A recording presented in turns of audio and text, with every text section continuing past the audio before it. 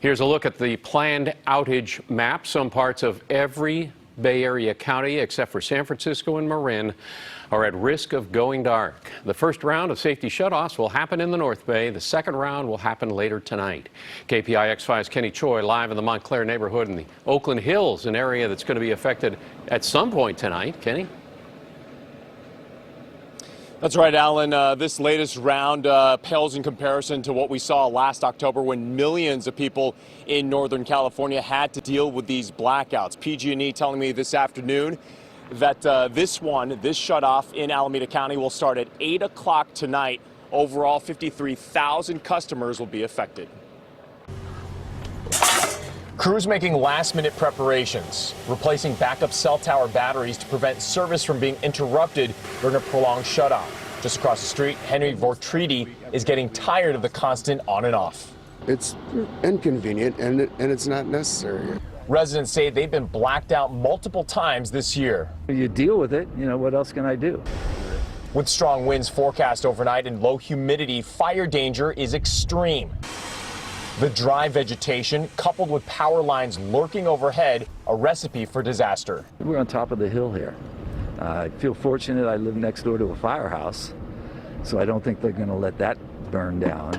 PG&E says the fire prevention shutoffs will be phased into 13 different blackouts across Northern California, affecting tens of thousands of customers in 24 counties. We expect for these to be smaller by a third, and that's thanks to equipment that we have been installing that helps make these more focused and targeted. It's ridiculous. It's almost like saying, oh, there's bricks down here. Somebody could trip on it.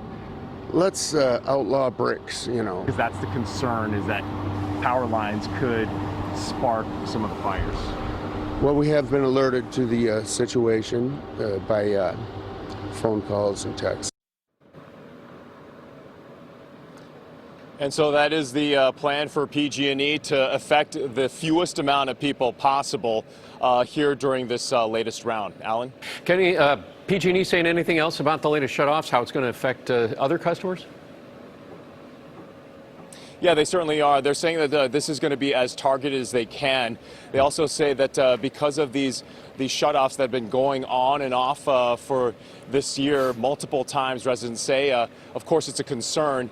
Residents here say they're ready to deal with it, and they're ready for whatever happens tonight. We should all be prepared. All right, Kenny, thanks. The high winds playing a big part in how long those customers could be without power. Meteorologist Paul Heggen joins us with a look at how the wind is blowing right now. Paul? It's turning to that offshore direction, which is a dry direction, and the winds are beginning to pick up in speed a little bit. They're not too gusty yet, not nearly as strong as they will be later on tonight. But Fairfield, we're seeing that offshore wind at 13 miles an hour. It's only 5 miles an hour in Concord, 8 miles an hour in Napa, but these numbers are going to increase significantly as we head through the rest of tonight. 25 to 35 mile an hour sustained winds, especially in the higher terrain, and you combine that with already low relative humidity levels, only 9% in Fairfield, 18% in Concord, 12% in Livermore. That's the dangerous combination. That's why we have the red flag warning that's in effect through Friday about midday, 11 o'clock in the morning for the North and East Bay Mountains and inland valleys as well, and the Santa Cruz Mountains. Sustained winds in that 15 to 30 mile an hour range, but gusts, especially on the tallest peaks, could reach up to 55 miles an hour. So any fire that does manage to get going would spread very rapidly.